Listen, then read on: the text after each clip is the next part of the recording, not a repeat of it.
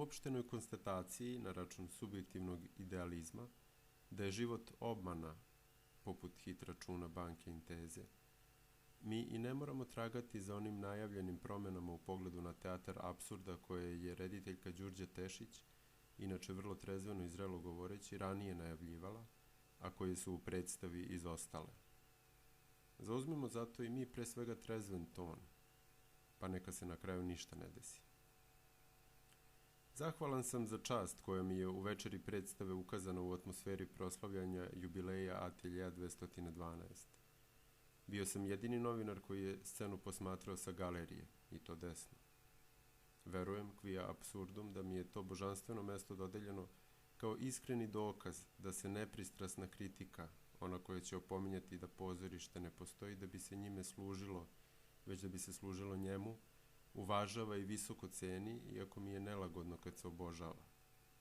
Uprava je odlučila da proslava 50-godišnjice imena teatra iz Svetogorske podrazumeva remake predstava koje su obeležile njegovu istoriju, u prvom redu čekajući Godoa i Radovan III. I nadajmo se da je imala na umu da će se te u regionalnom okviru značajne predstave ovoga puta ograničiti na funkciju vezanu za tek ono što je bitno za jednu pozorišnu kuću. Sećanje na slavu za kojom je Atelje prestao da traga.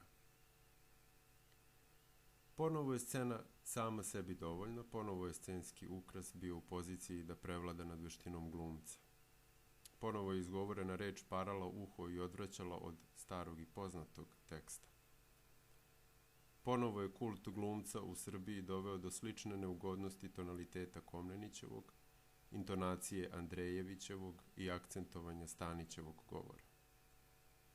Na ovom mestu valja reći da je gospođica Manova, koja tumači nemuštog Lakija, u jednoj jedinoj verbalnoj deonici demonstrirala tako jasan i čist izgovor srpskog jezika, da se u tim trenucima moglo poverovati da je Atelje profesionalno pozorište.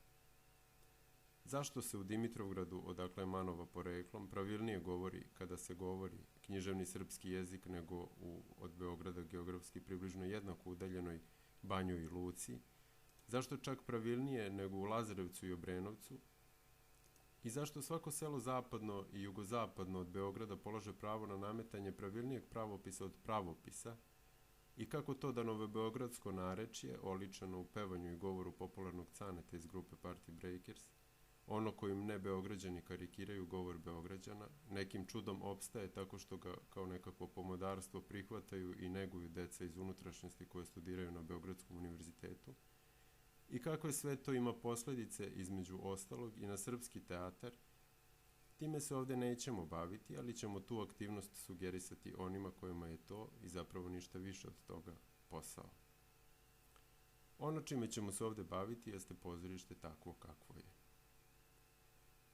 Avangardni teatar, kome je Beckett pripadao, bio je u stvari alternativa raznim realizmima i ekspresionizmima tog doba. A šta se nalazilo u osnovi te pobune najbolje objašnjava idealistička estetika.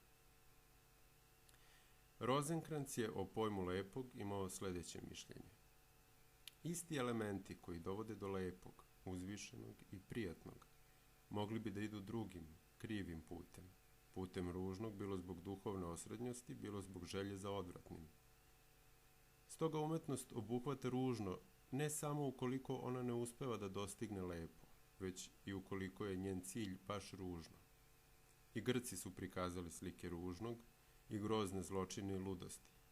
Ipak, u hrišćanskoj umetnosti dijabolični element je deo duhovnog sveta i on bi se mogao ukloniti jedino ako bi se taj svet shvatao površno. Ružno se dakle mora izraziti putem intenzifikacije koja predstavlja idealizaciju. Parodijom subjektivnog idealizma, a naročito onog esse est percipi, Beckett ga je vaspostavio. Najstudioznija analiza teatra apsurda dovodi do zaključka da teatar, malo bolje osmotren, ne može biti apsurdan. Pojednostavljeno, premda je smatrao da je teatar apsurdan, Beckett je verovao da apsurd teatra nije apsurdan, a između vere i subjektivnog idealizma razlika je gotovo neprimetna. Zato je predstava Čekajući Godoa nekada plašila nekoga i zato ona danas nikoga ne plaši. Mi smo izgubili poštovanje za nju zbog toga što, po rečima drugog idealističkog filozofa karijera. Istinski ružno, ono što ne pripada ni umetnosti ni lepoti, jeste lažni izraz individualnosti. Impresivan fizički angažman Tihomira Stanića ostaje u senci nedovoljne pripreme predstave, što je svakako rediteljski nedostatak, jer makoliko se mi branili da je Beckett to tako namerno napisao ili da je baš hteo da bude besmisleno, onaj deo gradskog budžeta koji je izdvojen za institucionalna pozorišta nije obezbeđen za nestudioznost, slabu intelektualnu kondiciju, pijane obletnice i jubileje zarad jubileja.